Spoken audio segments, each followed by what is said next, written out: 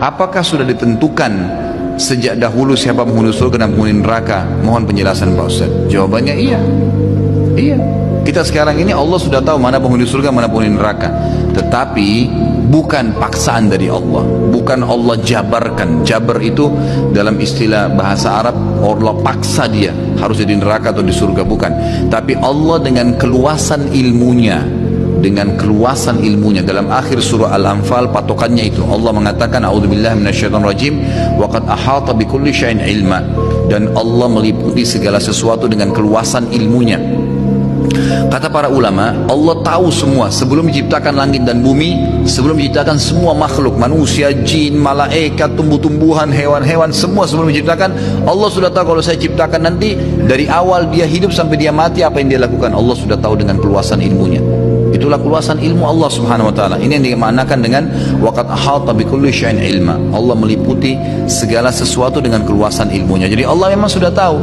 Karena Allah sudah tahu si fulan ini kalau saya ciptakan nanti dia akan pilih perbuatan penghuni neraka, maka Allah mudahkan jalannya dengan itu. Saya kasih contoh, saya jelaskan ya, saya reviewkan kembali. Takdir ada dua macam, ada mutlak dan ada ikhtiar.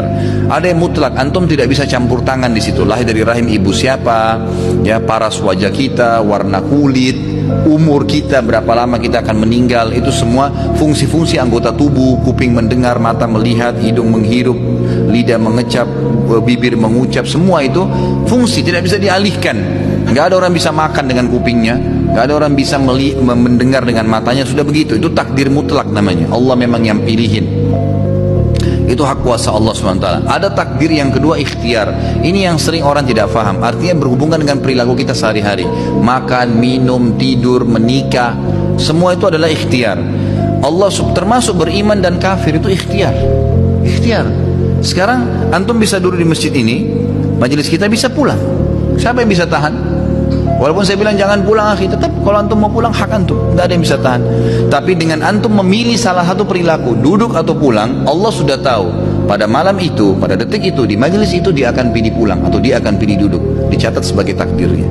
Gitu kan? Seseorang mau keluar ke diskotik atau mau tinggal di rumah, dia pilih kan, bebas, nggak ada yang paksa dia. Pada saat dia pilih tinggal di rumah, Allah sudah tahu sebelum diciptakan dia akan pilih tinggal di rumah. Pada saat itu dia batalin ya ke diskotiknya, Allah sudah tahu pilihan dia sebagai pencipta. Atau kalau dia keluar pilih ke diskotik, Allah sudah tahu dia akan ke diskotik malam itu, dia akan minum atau dia akan buat apa, maka Allah tahu apa yang dia lakukan. Maka termudahkanlah jalurnya menuju ke neraka karena pilihan dia sendiri.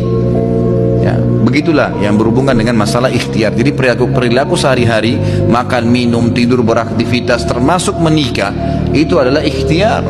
Ikhtiar menjadi kafir dan beriman itu ikhtiar, pilihan kita, bebas. Antum sekarang bisa murtad, ya naudzubillah, atau bisa beriman, bebas. Seseorang dengan satu kalimat aja bisa murtad kok. Dia mengatakan saya murtad, naudzubillah, dengan hatinya betul-betul dia ingin keluar, maka dia murtad, gitu kan. Orang bisa dari kafir masuk Islam dengan satu kalimat, syahadu an la ilaha illallah, syahadu anna muhammadar rasulullah, muslim langsung pada saat itu, gitu kan. Jadi seperti itu ikhtiar dia, nggak ada yang paksain. Tapi Allah sudah tahu dengan kemahaluasannya, di Lauhil Mahfuz tercatat apa saja yang kita lakukan sampai kita meninggal. Yang mungkin kita belum tahu besok kita buat apa. Seperti itu memahaminya.